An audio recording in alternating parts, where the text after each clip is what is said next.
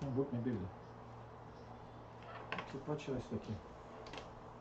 Uma coisa do mau contato ali.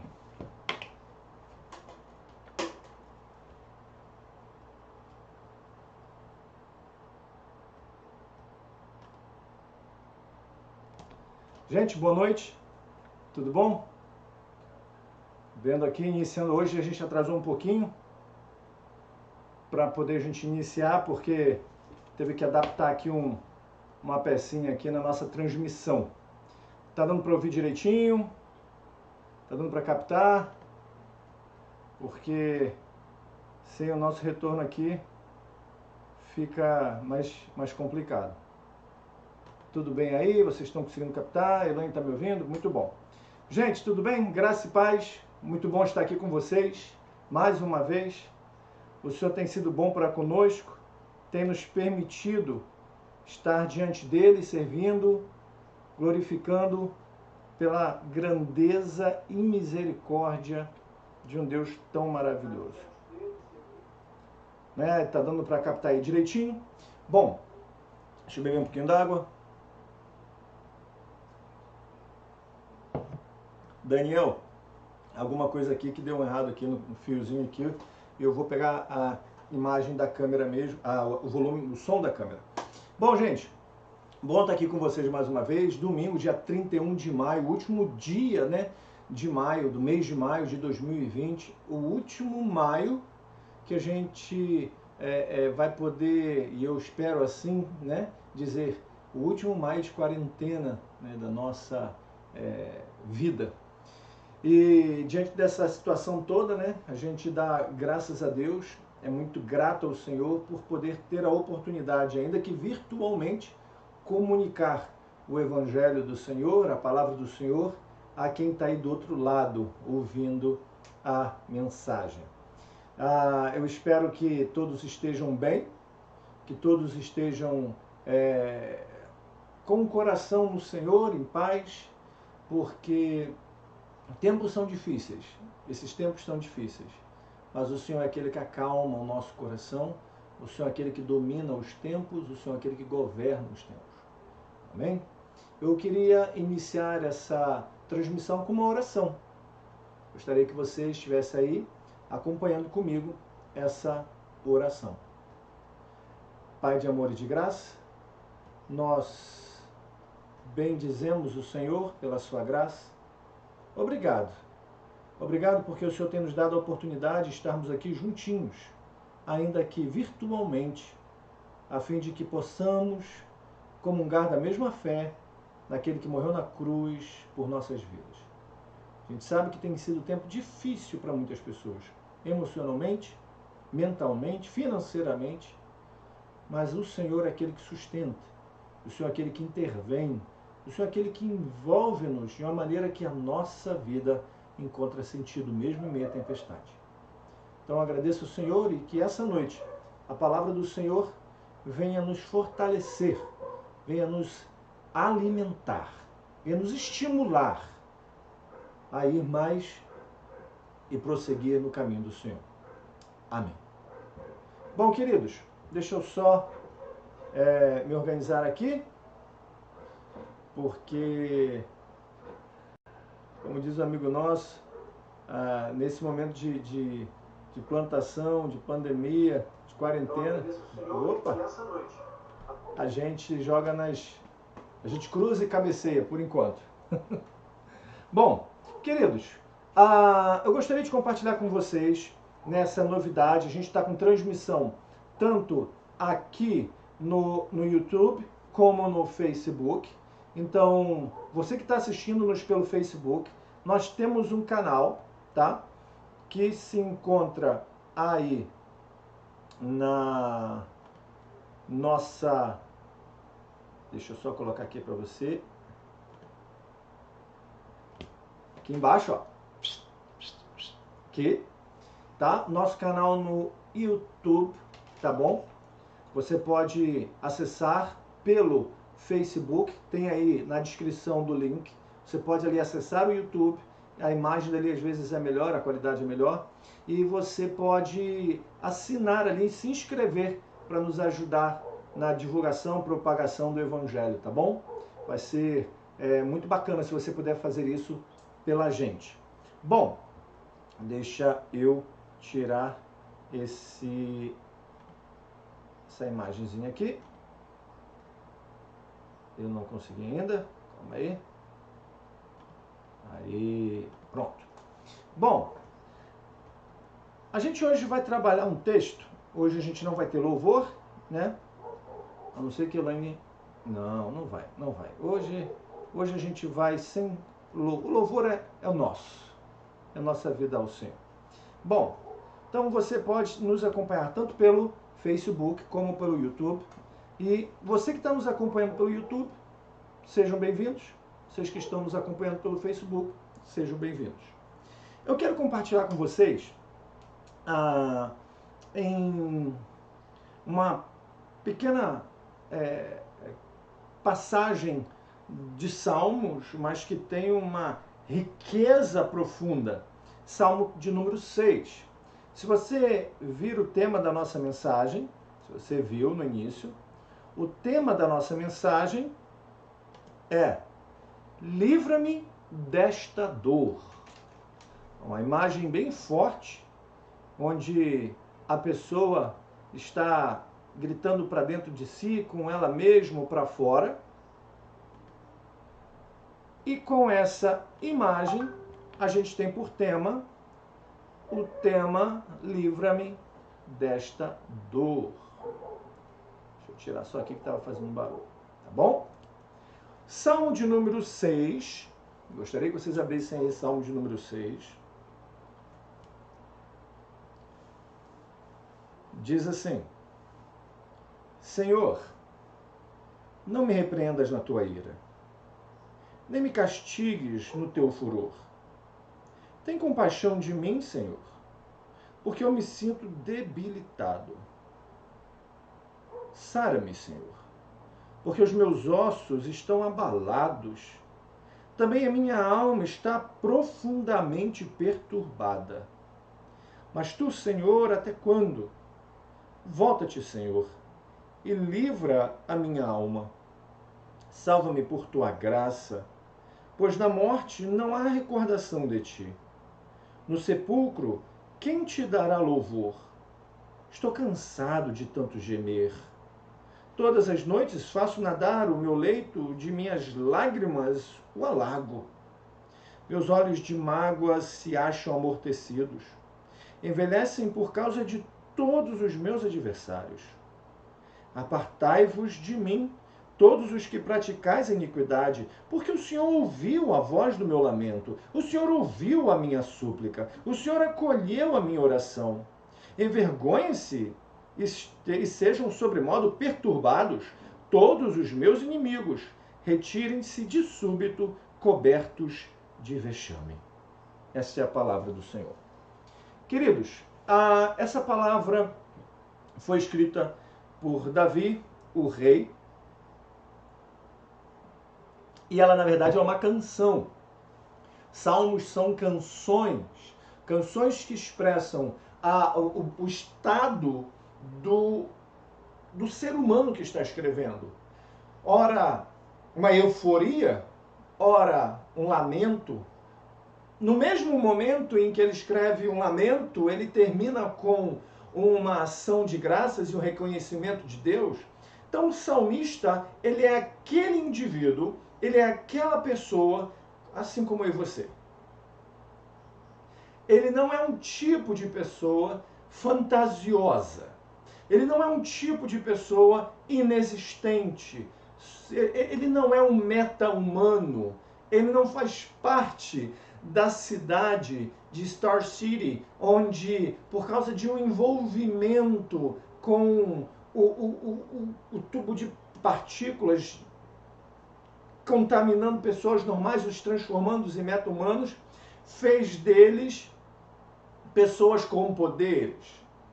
Não existe nessa situação Pessoas com esses tipos de poderes, de supervelocidade, de transformar o ar ao seu lado em gelo. Marina se amarra nessa série. Não existe meta-humanos. A Bíblia nos mostra que seres humanos são seres humanos, não importa o tempo, não importa a posição geográfica, não importa aonde se encontra. Ser humano sente dor, ser humano sofre, ser humano sente angústias, ser humano se abate, ser humano peca. Ser humano se arrepende ou ser humano não se arrepende. O ser humano é o objeto para quem a Escritura foi assim trazida. Deus inspirou homens falhos, pecadores, a escrever aquilo que o Senhor tinha para falar e revelar ao homem. Deus se revela ao homem pelas Escrituras.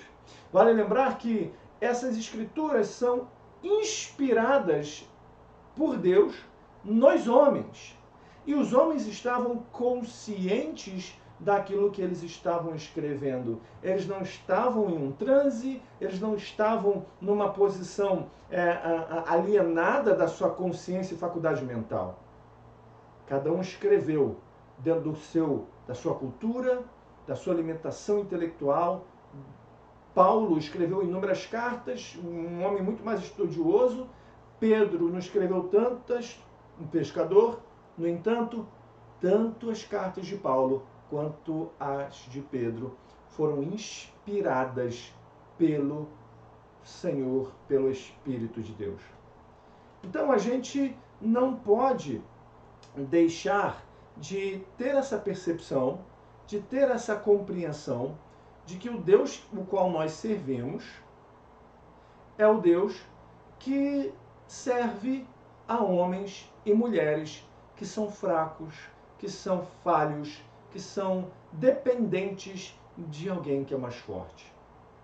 A gente escuta muitas vezes a seguinte colocação: olha Davi, observe Davi, seja como Davi, um homem segundo o coração de Deus. E a gente não precisa fazer esse esforço, nós já somos como Davi. Em que sentido somos como Davi? Davi sofreu, Davi pecou, Davi chorou, Davi se alegrou, Davi pecou, Davi se arrependeu, Davi foi alcançado pela graça. Eu e você somos como Davi. Ser um homem segundo o coração de Deus quer dizer que não é segundo os olhos do homem, é segundo os olhos de Deus. E nós somos homens que o Senhor tem olhado para cada um de nós, jovens, mulheres, crianças, adultos, e se revelado. Esse salmo é um salmo interessante. Faz parte de um momento extremamente delicado da vida de Davi. Não é escondido, oculto o fato de que Davi teve uma vida muito agitada. Davi era o sujeito que ia de extremo ao outro extremo, polaridade a outra polaridade, com a mesma intensidade. Com a mesma intensidade que ele adorava a Deus, a mesma intensidade ele pecava. Com a mesma intensidade que ele se indignava contra a injustiça, ele praticou a injustiça. Davi é um sujeito em que a gente pode observar e aprender muito com ele. E ver como o Senhor agiu na vida dele. Esse salmo não é um salmo simplesmente aleatório de alguém que escreveu sem uma vivência. Ele não estava sentado na sua escrivania e ficou pensando, eu vou escrever isso. Não. Esse salmo, como todos os outros, são resultados. E esse também é o resultado de uma experiência de vida, de um momento de vida. Isso nos ensina algo. A nossa vida precisa produzir, precisa frutificar, precisa gerar cânticos, ações de graças a Deus. Olha bem, quando o salmista começa no verso de número 1, ele vai dizer assim: Senhor, não me repreendas na tua ira, nem me castigues no teu furor, tem compaixão de mim, Senhor, porque eu me sinto debilitado. Sara-me, Senhor, porque os meus ossos estão abalados. Também a minha alma está profundamente perturbada. Mas tu, Senhor, até quando? Volta-te, Senhor, e livra a minha alma. Salva-me por tua graça. Aí o versículo 6 ele vai dizer: estou cansado de tanto gemer. Todas as noites faço nadar o meu leito, em minhas lágrimas o alago. Meus olhos de mágoa se acham amortecidos, envelhecem por causa de todos os meus adversários. Quando o salmista escreve isso aqui, é notório que ele está passando por um momento extremamente perturbador. É aquele momento em que ele se vê fragilizado, angustiado, com ansiedades, numa profunda depressão. O salmista, ao escrever que ele está chorando e o leito dele são feitos de lágrimas a ponto de alagar, ele está usando de uma forma metafórica para expressar que realmente as noites dele, a vida dele tem sido noites e vidas de choro, de lágrimas, de desespero, de angústia. Olha que coisa interessante. Davi não está escondendo para Deus, em um cântico, o seu sofrimento, a sua dor, a sua angústia. Isso nos ensina que nossa angústia, nossa dor e o nosso sofrimento não podem ser escondidos de Deus. Não podem ser omitidos. Deve-se haver dentro de nós uma verdade, uma sinceridade em expormos para Deus as nossas dores, os nossos sofrimentos. Agora, precisamos analisar o seguinte: qual foi a fonte desse sofrimento? A origem desse sofrimento. Por que dessa angústia que eu e você podemos estar passando nesse momento?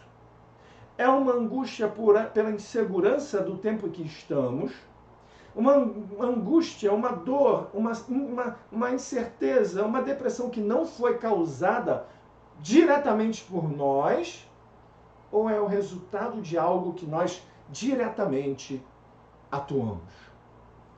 Se você não sabe, Salmo de número 6 é uma referência, é uma oração que Davi faz concernente aos tempos dele em 2 Samuel, capítulo de número 15, mas começando com o capítulo 12. Do capítulo 12, passando pelo capítulo 13, 14, capítulo 15, capítulo de número 16, isso tudo é o sofrimento de Davi. Um sofrimento que diretamente ele tem culpa.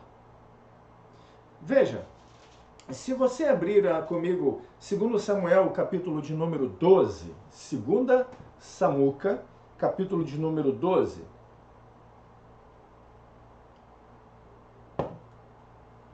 você vai ver comigo 2 Samuel. A Elvira está lá ligadinha, na minha sogra. Pessoal de lá da Rasa, do Alto, do Búzios.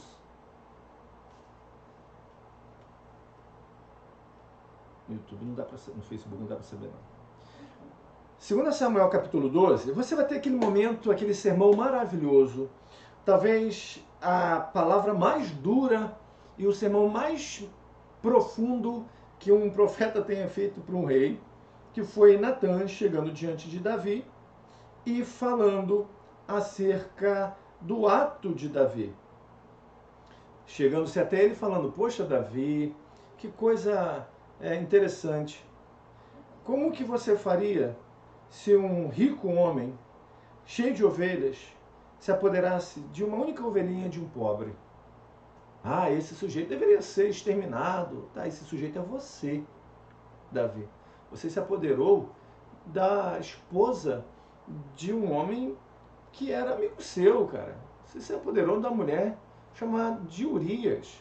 Você se apoderou de Batseba.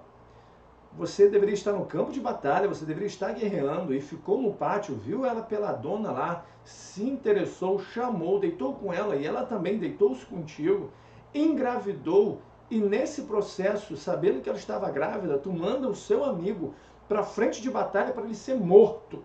E sendo morto, olha o que acontece. Você peca contra Deus. Esse processo todo, ele se sente arrependido e nasce o filho dele com Betseba. O filho dele não dura muito tempo. Ele está doente. O que leva Davi a jejuar, a chorar, a se prostrar diante de Deus. Morre o filho. O que, sabendo ele da morte do filho, ele toma banho, se asseia, se limpa e vai comer. O que escandalizou aqueles que estavam ali a ponto de, poxa, quando o filho estava doente, vivo, ele chorava, ele pranteava, ele jejuava, mas agora que o filho morreu, ele está aí tomando banho, seguindo a vida. O que ele disse? Enquanto a vida, eu posso fazer alguma coisa, mas agora que partiu, aprove o Senhor levá-lo. Então, vida que segue. Ele tem um filho chamado Aminon, uma filha chamada Tamar e um filho chamado Absalom, ou Absalom. Aminon fica apaixonado por essa meia-irmã dele, a ponto de ficar doente.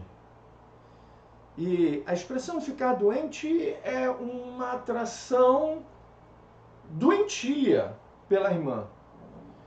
Ele, seguindo o conselho de um dos amigos da família, chama para que ela leve comida, faça um pão, e ao fazer o pão, tem relacionamento sexual com ela e a abandona. A ponto dela dizer, olha, não é assim que se faz. Se você pedir ao rei, ele desconsidera a minha vida, mas desse jeito tu envergonhará, me envergonhará. E ele se enoja, expulsa do seu quarto e então começa toda uma trama hollywoodiana de intrigas e manipulações e conspirações contra um rei que está omisso. O verso 21 vai dizer assim, no verso 20, Absalão, seu irmão, lhe disse, esteve Aminon, teu irmão, contigo? Ora, pois, minha irmã, cala-te, é teu irmão, não se angustie o teu coração por isso. Assim ficou Tamar e esteve desolada em casa de Absalão, seu irmão. Ouvindo o rei Davi todas essas coisas, muito se lhe acendeu a ira. Mas não fez nada. Verso 22, porém Absalão não falou com Aminon, nem mal nem bem, porém odiava a Aminon por ter este forçado Tamar, sua irmã. 2 anos depois, Absalão tosqueava em Baal-Hazor, que está junto a Efraim, convidou Absalão todos os filhos do rei, o que foi uma articulação para matar Aminon. Ele esperou 2 anos, ele articulou no coração dele 2 anos, o tempo oportuno. Ele nutriu esse ódio por seu irmão, a fim de que no tempo oportuno ele pudesse matar Aminon. E ele mata. O que causa um mal-estar no reino de Davi. O verso de número 31 vai dizer, então o rei se levantou, rasgou as suas vestes e se lançou por terra. Todos os seus servos que estavam presentes rasgaram também as suas vestes. Mas Jonadab, filho de Simeia, irmão de Davi, respondeu e disse: Não pense o meu senhor que mataram todos os jovens, filho do rei, porque só morreu Aminon, pois assim já o revelavam as feições de Absalão desde o dia em que sua irmã Tamar foi forçada por Aminon. Você está vendo como que vai desenrolando de ódio? Como que nutrir uma raiz de amargura vai desencadeando articulações a fim de levar a cabo esta ira, esta angústia, este mal que já se encontra dentro do coração de um sujeito?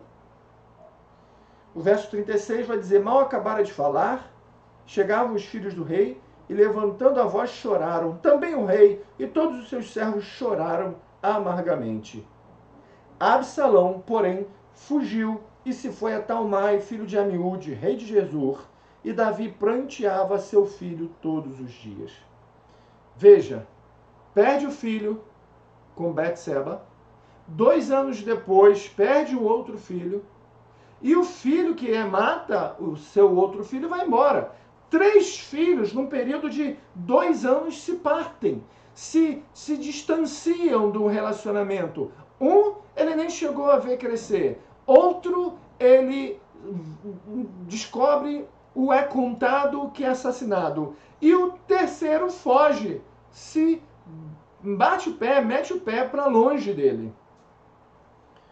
Assim Absalão fugiu, indo para Gesur, onde ficou por 3 anos. 5 anos após a ação de Aminon contra Tamar, o estupro. Então o rei Davi cessou de perseguir Absalão, porque já se tinha consolado acerca de Aminon, que era morto. Ou seja, 3 anos depois da morte, ele abaixou a sua revolta e a volta de vingança, e vida que segue. O capítulo 14 vai mostrar que Joabe, filho de Zeruia, percebe que o coração do rei começava a se inclinar para Absalão, ou seja, começava a voltar a ter uma sensibilidade, a relacionar-se com Absalão, o que ele articula à volta dele. Davi não vê, ele fica na cidade, você vai encontrar ele escondido, ou não escondido, mas na cidade de Jerusalém, por 2 anos, sem se ver, ou seja, somando os 3 anos com mais esses 2 anos, 5 anos sem ver o pai, mas em Jerusalém, na mesma cidade onde se encontrava Davi. Verso 33 do capítulo 14, Joabe foi ao rei e lhe disse, chamou o rei Absalão, e esse se lhe apresentou, inclinou-se sobre o rosto em terra diante do rei. O rei beijou a Absalão. Após 5 anos, Davi se reencontra com o filho Absalão, o beija, o recebe. E aí, Absalão, no capítulo 15, verso 1, vai dizer: Depois disso, Absalão fez aparelhar para si um carro e cavalos e 50 homens que corressem adiante dele. Levantando-se Absalão pela manhã, parava entre a entrada da porta e a todo homem que tinha alguma demanda para vir ao rei a juízo, o chamava Absalão e lhe dizia: De que cidade és tu? E ele respondia: De tal tribo de Israel, e é teu servo. Então Absalão lhe dizia: Olha, a tua causa é boa, é reta, porém não tens que te ouça da parte do rei. Dizia mais Absalão: quem me dera ser juiz na terra, para que viesse a mim todo homem que tivesse demanda ou questão, para que eu lhe fizesse justiça. Também, quando alguém se chegava para inclinar-se diante dele, ele estendia a mão e pegava e o beijava. Dessa maneira fazia Absalão a todo Israel que vinha ao rei para juízo, e assim ele furtava o coração dos homens de Israel. Ao cabo de 4 anos, disse Absalão ao rei: Deixe-me ir a Hebrom cumprir o voto que fiz ao Senhor. Por 4 anos, Absalão manipulou o povo contra o seu rei. Por 4 anos ele articulou, ele foi meticuloso, ele ficava na entrada: Você tem alguma coisa para levar ao rei? Sim, eu estou com um problema tal. Cara, não tem, ele não vai resolver seu problema. Fala para mim, eu resolvo. É mais ou menos o que muitas vezes a gente vê na cidade. A pessoa quer ir direto ao prefeito, tem até o acesso ao prefeito, mas um vereador entra na frente e fala, não, cara, o que faz? O prefeito não vai te atender, não tem como te atender, eu te atendo, eu resolvo aí seus problemas. E aí quem fica bem na fita é o vereador e quem fica mal na fita é o prefeito.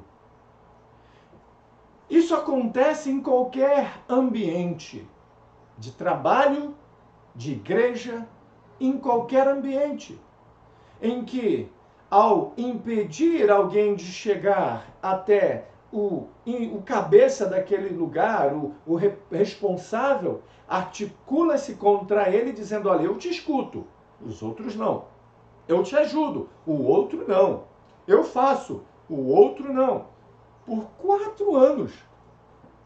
Vocês conseguem imaginar? 4 anos, o filho de Davi, um dos filhos amados de Davi, começa a fazer a cabeça, a manipular a opinião do povo contra Davi. É de certo que Davi, como um homem sensível à voz do Espírito, tenha percebido algo. É de certo que alguém chegou até ele, mas o texto não fala de nada que ele tenha articulado. Absalão vai até Hebrom e começa a articular uma série de coisas. Vem o mensageiro, no versículo 13, a Davi, dizendo, todo o povo de Israel segue decididamente a Absalão. Poderia dizer, segue cegamente Absalão. Disse, pois, Davi a todos os seus homens que estavam com ele em Jerusalém, levantai-vos e fujamos, porque não poderemos salvar-nos de Absalão. Dai-vos pressa a sair, para que não nos alcance de súbito. Lança sobre nós algum mal e fira a cidade a fio de espada. Essa saída de Davi a se esconder, a levar um grupo com ele. Versículo 30, seguiu Davi pela encosta das oliveiras, subindo e chorando. Capítulo 15 de 2 Samuel, versículo 30, vai dizer, seguiu Davi pela encosta das oliveiras, subindo e chorando. Tinha a cabeça coberta e caminhava descalço. Todo o povo que ia com ele, de cabeça coberta, subiu chorando. Você consegue compreender que aqui começa a saga de Davi em compor o Salmo de número 6? Ele foi omisso quando o filho Amnon se apoderou de Tamar e não corrigiu, e não castigou, e não disciplinou. Ele foi omisso quando ele viu que Absalão estava irado e, tendo uma atitude, matou o seu filho, o outro irmão, o outro filho de Davi. Ele ficou parado apenas com ódio por 3 anos.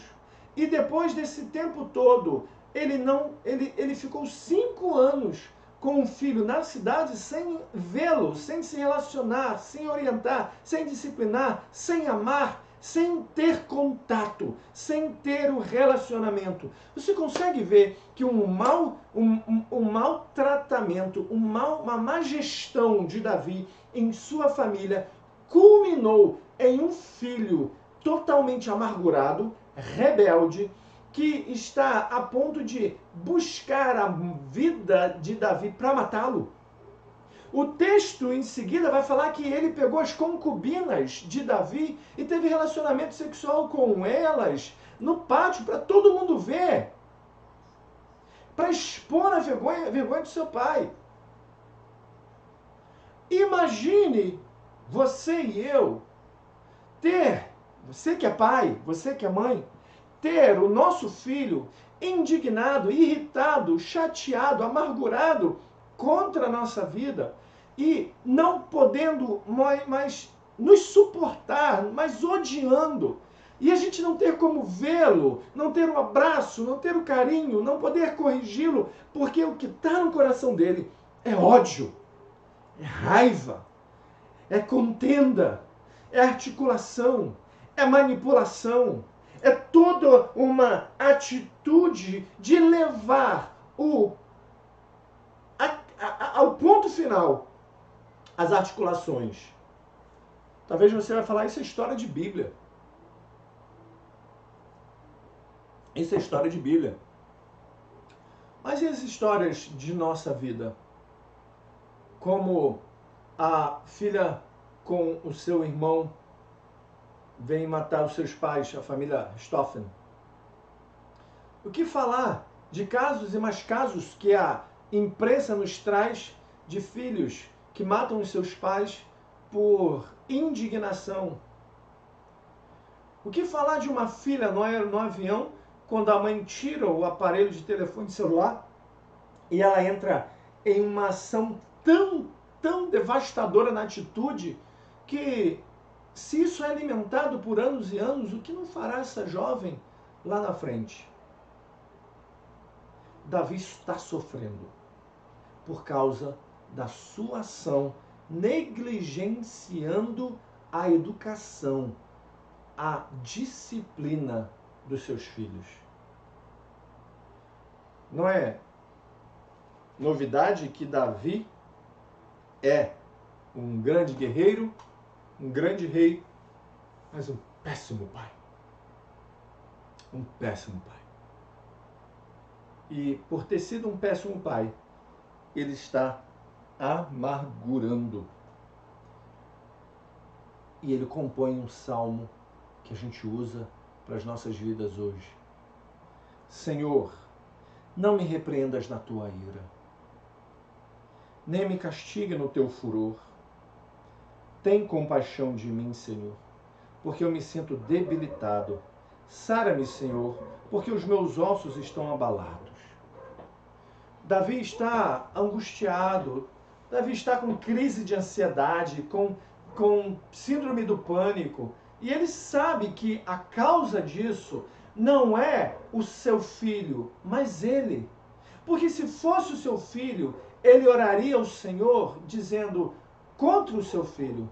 Mas como ele sabe que isso foi o resultado do pecado dele, do pecado de Davi, em estar em angústia no tempo em que seu filho estava recém-nascido, e ele jejuando e chorando, e depois seguir a vida após a sua morte, e não atentando para aquilo que estava por trás dos bastidores entre Amnon, Tamar e Absalão. Então ele sabe que ele pecou contra Deus. Isso é o resultado, e isso deveria ser a observação de todos nós. Quando nós ferimos alguém, quando nós machucamos alguém, quando nós falamos mal de alguém, a gente está pecando diretamente contra Deus, pisamos no coração de Deus. Timothy Keller ele vai citar essa frase, que quando nós pecamos, ainda que seja contra alguém, ainda que seja contra alguma pessoa, nós pecamos primeiramente, é contra Deus. Nós pisamos no coração de Deus. E é por isso que ele diz, não me repreendas na tua ira. O Senhor tem todo o direito de na tua ira me julgar e me amassar e me matar, porque eu pequei contra o Senhor, porque eu pequei contra ti. E se eu pequei contra ti, não há nada que eu possa fazer, não há nada que eu possa reparar, porque eu pequei contra aquele que é santo. E Deus estaria completamente dentro da sua legalidade se Deus simplesmente punisse a Davi, se Deus pesasse a sua mão sobre Davi. No entanto, quando a gente observa, ele começa a dizer, volta-te, Senhor, e livra a minha alma, salva-me por tua graça. Olha que coisa. Davi era um cara fenomenal. Mesmo um sujeito com tantas falhas, ele era um cara fenomenal. Porque ele sabia que ele não tinha como recorrer a seu caráter. Ele não tinha como recorrer às suas habilidades. Ele não tinha como recorrer à sua própria ação. Ele vai dizer: volta-te, Senhor, e livra a minha alma, salva-me por tua graça. Não é por quem eu sou, não é porque eu sou um rei, não é porque eu sou um pai um mau pai, é por causa da sua graça. Não é pelas minhas habilidades, competências e méritos, mas é por causa da tua graça. O que Deus está nos expondo nessa palavra, que foi chegada até nós, é que Davi reconhecia perfeitamente que os atos de justiça dele jamais seriam capazes de nutrir, de trazer paz, de trazer acalento para a sua alma, de trazer regozijo. Tudo que ele viesse a fazer poderia ser, de repente, para as pessoas, atos maravilhosos, mas não mudaria o coração dele. Atos morais, meu irmão e minha irmã, meu querido e minha querida, brother e sister, brother and sister, bro, sis. Atos morais não mudam o coração. Atos morais só mudam ao que é externo, mas o coração continua a mesma coisa. O que muda o coração é a graça de Deus entrando, penetrando, quebrando as barreiras que nós construímos, e ali ele faz com que o nosso coração, sendo transformado, mude-nos de dentro para fora. A moralidade, o moralismo é a ação externa, mas o evangelho é uma ação interna. É por isso que Davi diz: por tua graça, salva-me por tua graça. Pois a morte não há recordação de ti. No sepulcro, quem te dará louvor? É uma expressão em que Davi estivesse falando: o que adianta? A tristeza e a amargura é tão grande no meu coração, a depressão é tão real, que se eu morrer, não vou te louvar, não vou engrandecer teu nome, porque os mortos estão mortos. Não há nada que eu possa fazer. Como operar? O que fazer? Mortos não podem fazer nada. E a expressão se aplica muito à ideia de uma pessoa depressiva, uma pessoa angustiada, uma pessoa que está totalmente entregue à falta de esperança. O que ela pode fazer? O que essa pessoa pode fazer quando não se tem mais esperança da vida? Querido, talvez você possa estar passando por esse momento e o seu coração possa estar assim: eu não sei mais o que fazer. Eu não sei mais o que fazer. Eu não tenho mais esperança. O celular, quando ele toca, o meu coração dispara, porque eu não sei se vai ser mais uma crítica, não sei se vai ser mais uma cobrança. Quando eu olho a luzinha acendendo do WhatsApp, eu já fico pensando: acabou, meu Deus, é mais uma angústia. Eu não sei mais o que fazer. Os olhares de acusação, os olhares de questionamento. Não há ninguém que me apoie, não há ninguém que fale comigo, não há ninguém que sonhe comigo, não há ninguém que almeje comigo. Só vejo falta de esperança, só vejo angústia, só vejo dor, só vejo desespero. Talvez você esteja passando por isso. Está vendo, neste dia que chamamos de hoje, você está angustiado no seu trabalho, em casa, porque você está trabalhando extremamente dobrado e não está dando conta do seu trabalho. Alguns professores estão dizendo assim: Everson, eu estou trabalhando 3 vezes mais do que eu trabalhava normalmente em casa e na escola. Mas eu não estou conseguindo dar conta de 1/3 daquilo que eu me programo a fazer. Isso está me angustiando, isso está me deixando frustrado.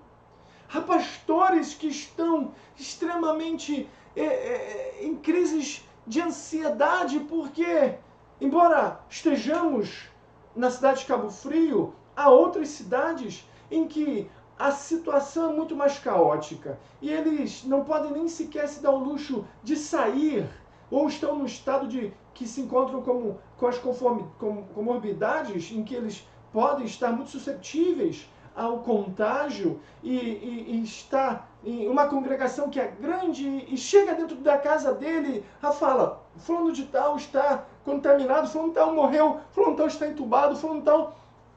E a angústia toma conta muito forte da vida dele, porque está fora do alcance dele fazer alguma coisa. Talvez você esteja em casa e pensando, eu não estou sentindo nada disso, eu estou de boa, não tem nada que me afete, não tem nada, eu estou firme com Deus nada me abala. De repente você é 1, 2, 3, mas há outras pessoas que estão nesse momento sem força nenhuma, sem ânimo nenhum, sem disposição nenhuma, sem esperança.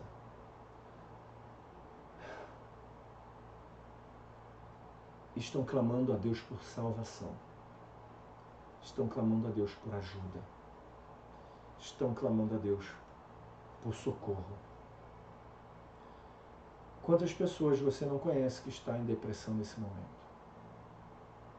Aquela depressão que é explícita, em que a pessoa não consegue sair do quarto.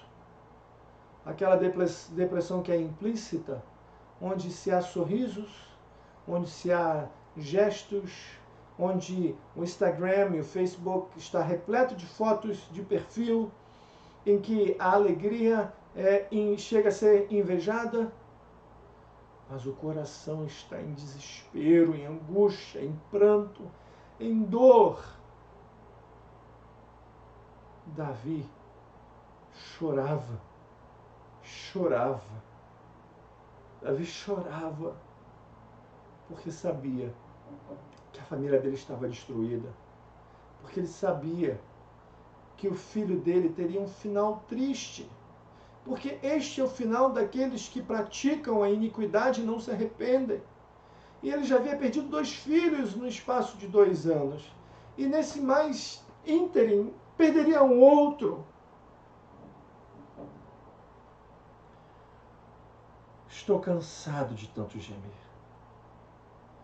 Todas as noites faço nadar o meu leito de minhas lágrimas e alago. Meus olhos de mágoa se acham amortecidos, envelhecem por causa de todos os meus adversários. Imagine ter um filho como adversário, ter o povo como adversário. De repente você é um pastor que está me ouvindo agora. Eu não sei porquê, mas o Senhor me traz esse pensamento. De repente você é um pastor que nesse momento tem sido e tem sofrido calúnias, articulações por detrás, porque simplesmente você não está dando conta, você não está conseguindo lidar com todas as demandas de dentro de casa, com esposa e filhos, de parentes que estão desesperadamente procurando por seu auxílio e pela igreja. E há aquele que está por detrás articulando contra a sua vida e chega à sua vida isso. E você está chorando e te faltam forças e vigor. Meu querido, chore. Chore diante de Deus. Chore diante do Senhor. Mas tenha convicções que, assim como Davi, concebendo a ideia de que tudo aquilo que ele estava vivendo foi por causa do pecado dele, em não ter disciplinado o filho, e não ter amado, estado próximo, e experimentando tudo isso, ele reconhece o pecado, ele pede perdão a Deus, reconhecendo o seu pecado, ele clama a Deus pedindo ajuda, e no verso de número 8 ele vai dizer: apartai-vos de mim, todos os que praticais a iniquidade. Somente alguém que quebranta ou tem o seu coração quebrantado pode dizer a isso. Porque alguém que não tem o coração quebrantado vai dizer: a culpa é dele. A culpa é de Absalom, que não conteve a sua ira. A culpa foi de Amnon, que não conteve o seu ímpeto, a sua ação, os seus hormônios. A culpa é de Tamar, que se deixou expor ao homem. Não, ele não fez isso. Ele disse, Senhor, apartai-vos de mim, os que praticais iniquidade. Ele não está apontando e dizendo a culpa é deles. Ele está dizendo o seguinte, quem quer que seja, que pratique o que é contrário à tua lei. Porque iniquidade é a ideia contrária à lei. Aparta de mim aqueles que não obedecem aos teus mandamentos. Aparta de mim aqueles que não obedecem à tua palavra. Aparta-me de mim estes. Porque se estes não fossem iníquos, entenderiam o valor do perdão, do arrependimento e me perdoaria. Aparta-me de mim. Cuide o Senhor deles. Trate o Senhor deles. Cure-os ou quebre-os. Cure-os ou despedace-os. Livra-os ou extermine-os, mas seja o Senhor o juiz sobre eles e sobre essa causa, e não eu. Porque o Senhor ouviu a voz do meu lamento. O Senhor ouviu a minha confissão. O Senhor ouviu a minha dor. O Senhor ouviu que eu não tenho mais o que fazer. Eu não sei mais o que fazer. Eu já tentei de tudo, Deus. Eu já fiz de tudo. Eu não sei mais o que fazer. Aparta de mim os que praticam iniquidade. Opostamente, isso significa e aproxima de mim aqueles que amam a tua lei. Porque aqueles que amam a tua lei, eles me fortalecerão. Eles edificarão a minha vida, eles me consolarão, eles estarão comigo dizendo, olha, você já se arrependeu? Muito bom, agora segue sua vida, segue, meu querido, porque agora você já foi perdoado. Apartai-vos de mim, apartai-vos de mim, os que praticam iniquidade. É a mesma coisa que dizer apartai-vos ou aproximai de mim os que amam a sua lei. Queridos, eu não sei você, mas a vida nos ensina muito. O Senhor nos conduz na vida a aprender. São 2 anos e meio para 3 anos plantando uma comunidade de fé em Cabo Frio, de teologia reformada, com amigos, irmãos. E nesses 2 anos e meio para 3 anos, a gente erra, a gente tropeça, a gente acerta, a gente erra, a gente acerta, a gente é corrigido, a gente sofre, a gente vai sofrer. Mas não existe coisa mais maravilhosa na nossa vida do que reconhecer as nossas falhas, os nossos pecados e orar a Deus. Senhor, traz até mim aqueles que amam a tua lei, aqueles que amam o Senhor em primeiro lugar e amam ao próximo, aqueles que amam a tua lei. Aparta de mim os iníquos, aqueles que conscientemente são contrários à tua palavra, que não amam a tua palavra, que odeiam a tua palavra e que muitas vezes podem estar num âmbito eclesiástico, mas não aprendem com os erros do passado a viver uma novidade de vida no presente.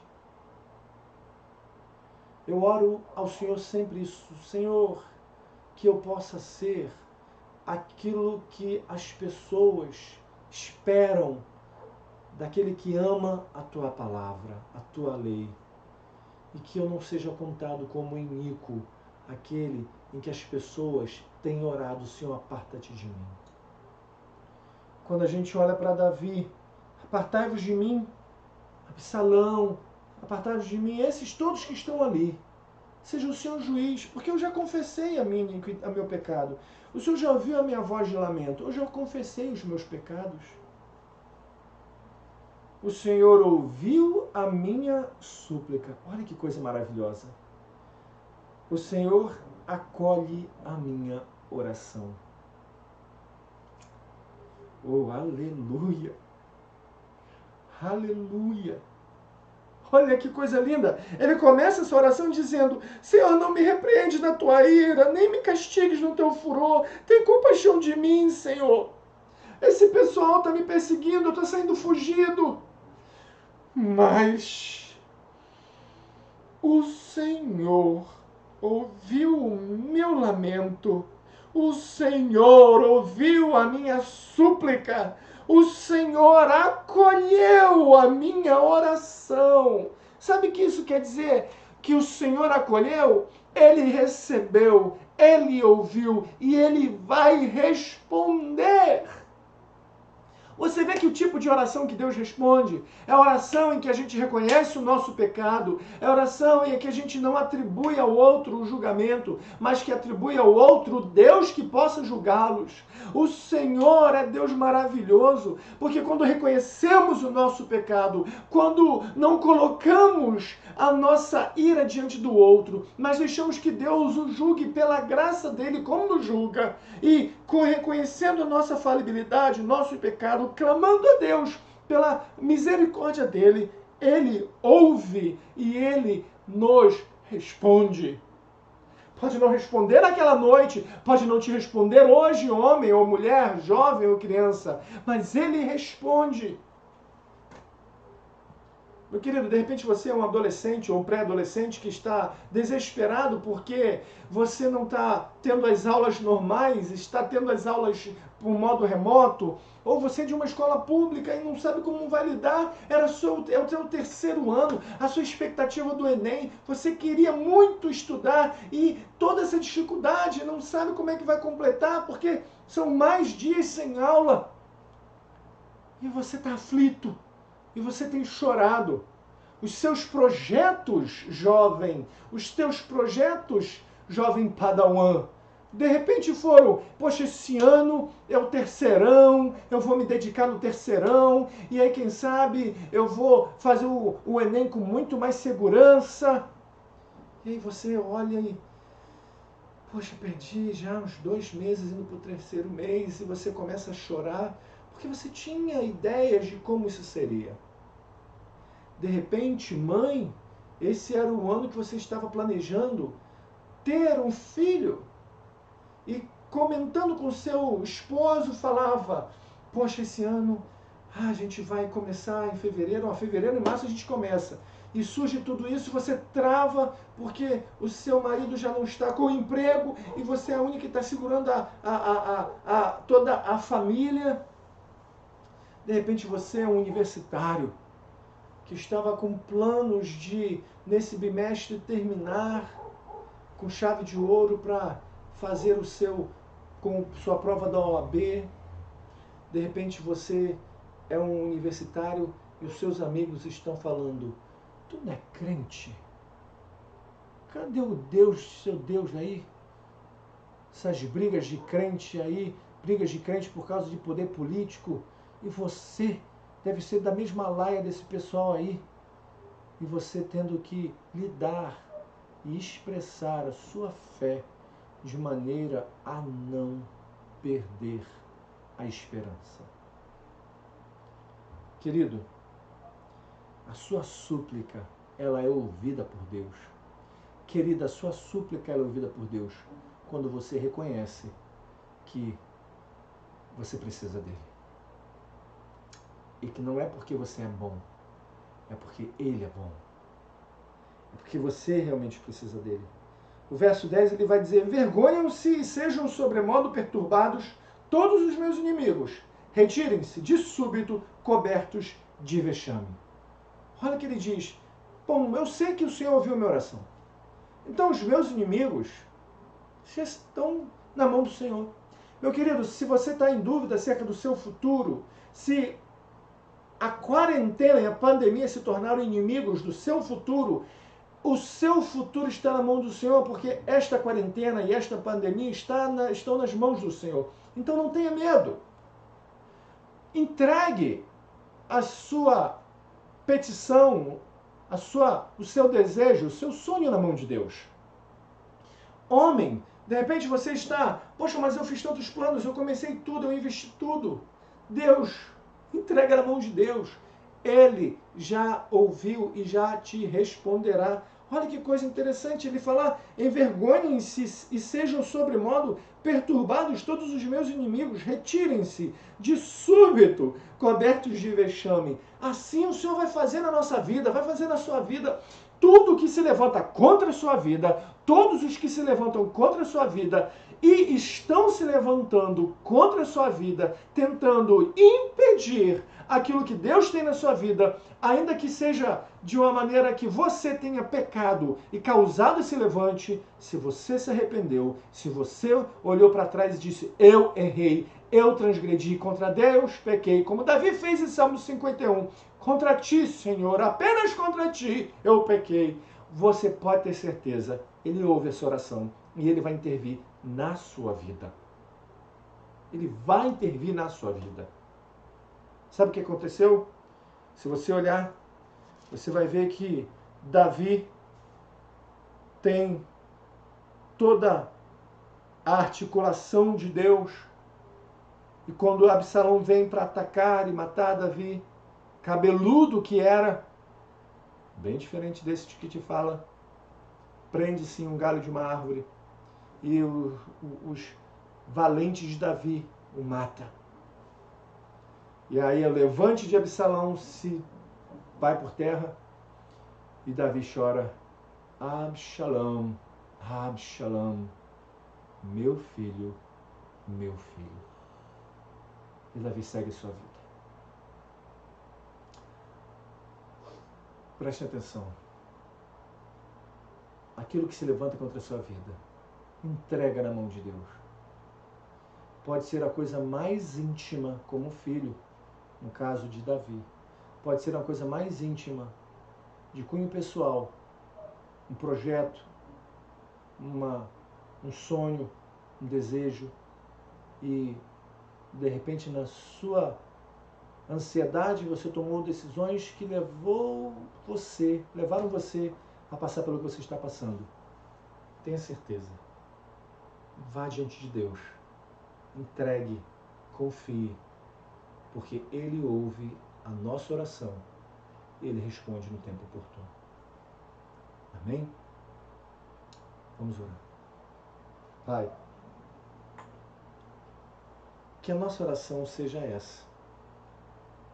Que a nossa oração seja a oração de quem clama para que o Senhor não nos repreenda em sua ira, nem nos castigue em teu furor, mas que, tendo compaixão de nós, livra-nos pela sua graça, ouvindo o nosso lamento e súplica, acolhendo a nossa oração e nos respondendo. Abençoe cada um daqueles que está ouvindo, seja aqui de perto ou de longe, no nome santo de Jesus. Amém. Amém, meus queridos?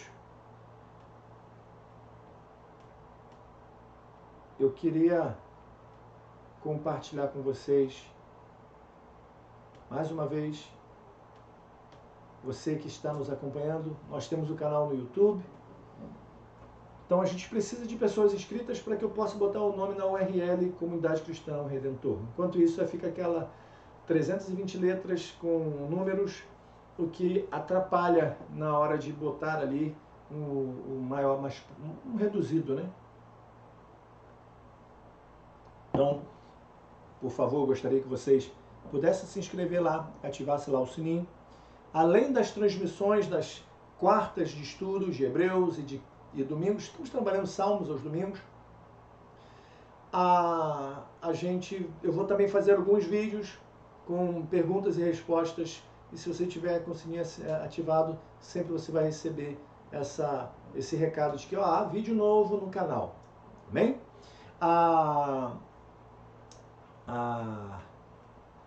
Acessa lá. tá bom? Também eu gostaria de pedir a vocês que gentilmente pudessem ofertar e dizimar. Está aqui embaixo, né? A nossa conta, nossas contas, a fim de que a gente possa já estar ciente de cumprir com os nossos compromissos, né? Com o aluguel e a luz, e poder, quem sabe, também articular algumas ajudas para quem precisa, né? A gente pagar o aluguel e a luz e ter uma forma de ajudar quem precisa. A gente ainda está recolhendo cesta básica. Você que está ouvindo, nos vendo, se você puder abençoar com cesta básica, a gente vai até a tua casa e busca, ou você pode trazer até a nossa comunidade de fé, marcando horário para a gente estar lá, tá bom? Para a gente poder abençoar pessoas. Então, pessoas que já têm nos ajudado com essas cestas básicas, já têm destino certo, você não tem noção do quanto isso ajuda e faz a diferença na vida de uma pessoa. Às vezes uma coisa simples, quando chega na vida daquela pessoa, é algo especial. Ela não vê apenas uma cesta básica, ela vê o amor de irmãos e ela vê principalmente a graça de Deus agindo. Então você que está aí nos acompanhando, essa é a nossa conta, tá bom? Seja no Facebook ou no YouTube. E eu queria dizer para vocês que semana que vem a gente já está iniciando junho. A gente já está iniciando junho. Não tema, não tema. Creia em Deus. Creia que se um homem como Davi, que foi omisso como pai, pecando, matando, se abstendo de corrigir, pela graça o Senhor ouviu o arrependimento dele. Você, que nunca matou ninguém, que nunca articulou derrubar ninguém, Deus vai também te ouvir da mesma forma que ouviu Davi. E se de repente a sua ação foi pior, eu matei alguém, eu roubei, eu difamei, arrependa-te, porque Deus é um Deus de graça e poderá e fará grandes coisas na sua vida.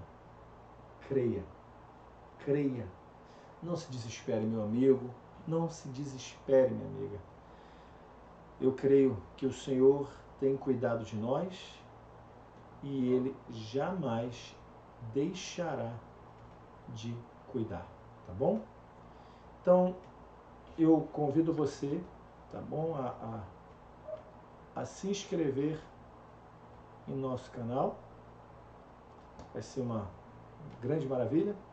E, se puder, também nos ofertar a nossa comunidade de fé, Comunidade Cristão Redentor, né? Aqui em cima e aqui embaixo. Tá bom? Alguma coisa, Elaine, a comunicar? Então, a gente termina por aqui.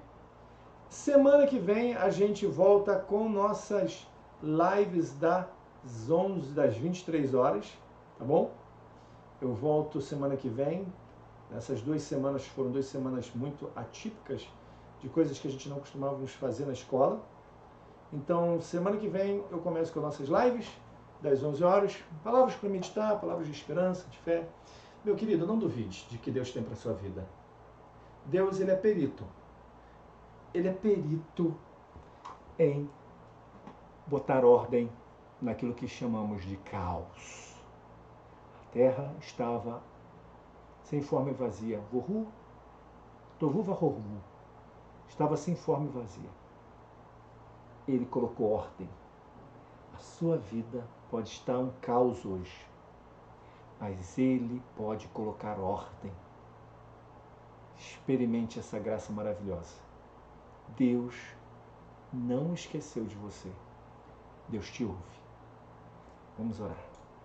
Senhor, obrigado. Obrigado por cada um que está aqui acompanhando a gente, por cada familiar que estava no YouTube ou no Facebook, que o Senhor seja engrandecido mais e mais para a glória de Deus. Que essa semana eles tenham boas notícias, que o Senhor administre a vida deles, que o Senhor governe com todo o poder. E Pai, eu peço pelo nosso Estado, município, nação, pelo prefeito Adriano, pelo governador Witzel e pelo presidente Jair Bolsonaro, que todos eles sejam alcançados pela sua graça e transformados pelo poder do teu Espírito. Em nome de Jesus. Amém. Amém? Forte beijo no coração. Nos veremos em breve.